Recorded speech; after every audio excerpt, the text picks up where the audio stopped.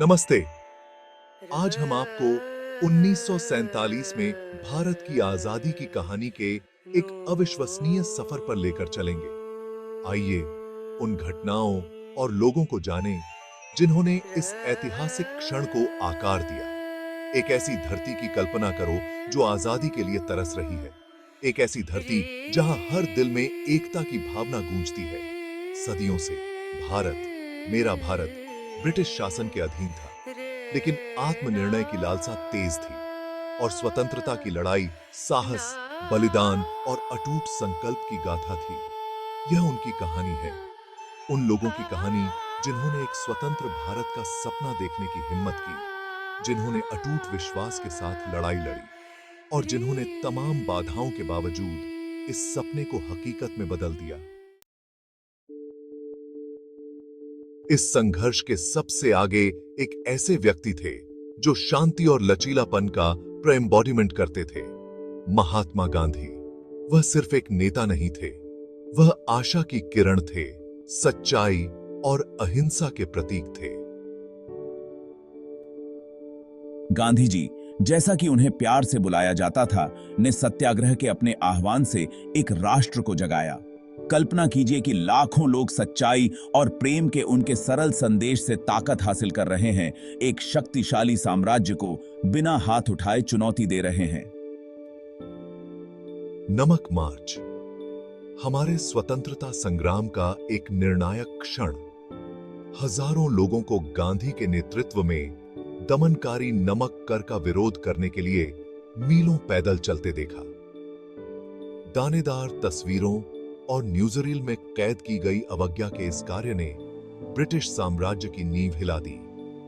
इसने दुनिया को शांतिपूर्ण प्रतिरोध की शक्ति, स्वतंत्र होने के लिए दृढ़ संकल्पित लोगों की इच्छा शक्ति दिखाई। गांधी जी का संदेश जीवन के सभी वर्गों के लोगों तक पहुंचा। किसान, शिक्षक, वकील, छात्र, सभी अहिंसा के बैनर तले एकजुट हुए। उन्होंने कारावास, क्रूरता और कठिनाई का सामना किया, फिर भी उनकी आत्मा अटूट रही।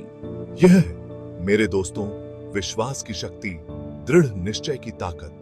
गांधी जी का अहिंसक आंदोलन केवल स्वतंत्रता प्राप्त करने के बारे में नहीं था, यह गरिमा के साथ, ईमानदारी के साथ और हर इंसान के भीतर निहित अच्छाई में विश्वास के साथ इसे जीतने के बारे में था।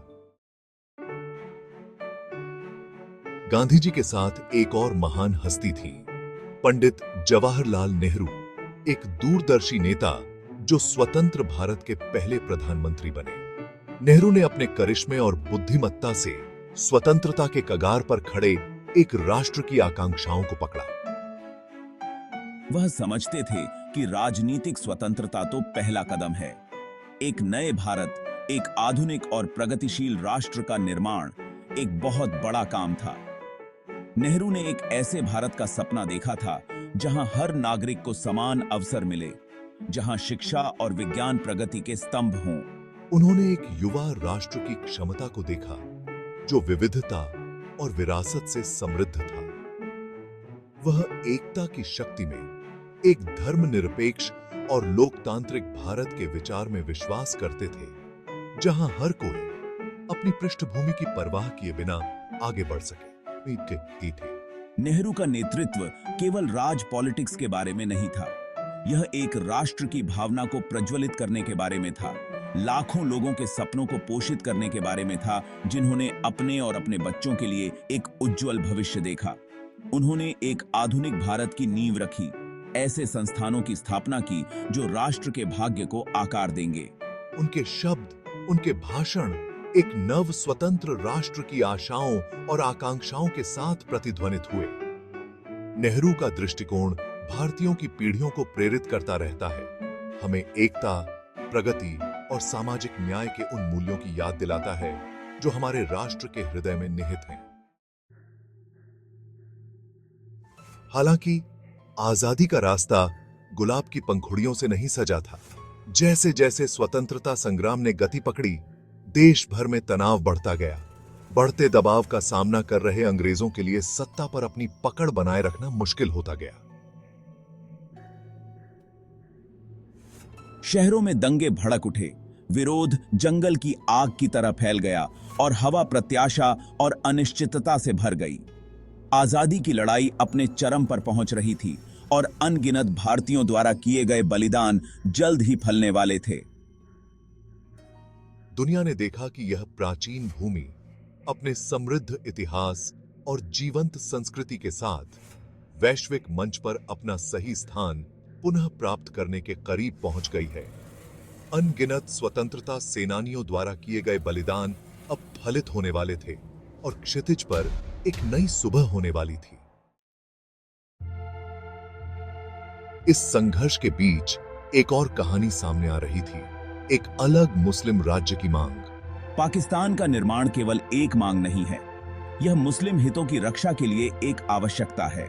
मुस्लिम लीग के एक प्रमुख नेता मोहम्मद अली जिन्ना ने पाकिस्तान के निर्माण का तर्क दिया।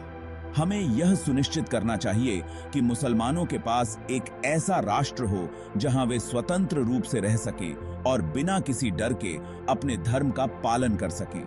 राजनीतिक परिदृश्य तेजी से जटिल होता गया। गांधी और नेहरू के नेतृत्व में भारतीय राष्ट्रीय कांग्रेस ने एक संयुक्त भारत की वकालत की, जबकि विभाजन की बढ़ती मांग का सामना करना पड़ा। उपमहाद्वीप का भविष्य अधूरा है क्योंकि बातचीत और बहस तेज है। हालांकि एकीकृत भारत के सपने को एक बड़ी चुनौती का सामना करना पड़ा। मुस्लिम लीग कई मुसलमानों की चिंताओं और आकांक्षाओं को आवाज देती है, जो महसूस करते हैं कि उनके हितों को एक अलग राष्ट्र में सबसे अच्छी तरह से पूरा किया जाएगा। दृष्टि में यह अंतर, रास्तों का यह अलगाव, उपमहाद्वीप के इतिहास के सबसे महत्वपूर्ण क्षणों में से एक, भारत और पाकिस्तान के विभाजन का कारण बना। यह जटिलताओं से भरा निर्णय है जिसमें दोनों पक्षों की भावनाएं उच्च स्तर पर हैं। दो राष्ट्रों का जन्म औपनिवेशिक शासन के अंत का प्रतीक था, एक बड़ी कीमत पर आया। विभाजन के कारण मानव इतिहास में सबसे बड़े सामूहिक पलायन हुए, जिसमें अकल्पनीय पीड़ा और जीवन की हानि हुई। और इसलिए उपमहाद्वीप हमेशा के लिए बदल गया, क्योंकि औपनिवेशिक शासन की छाया से दो राष्ट्र उभरे। अंततः वह दिन आ ही गया, 15 अगस्त 1947। जैसे ही घड़ी ने आधी रात को 12 बजाए, भारत आजादी के लिए जाग गया। आधी रात के समय जब दुनिया सोती है, भारत जीवन और स्वतंत्रता के लिए जागेगा। यह अपार खुशी, गर्व और चिंतन का क्षण था। अनगिनत स्वतंत्रता सेनानियों के बलिदान रंग लाए थे।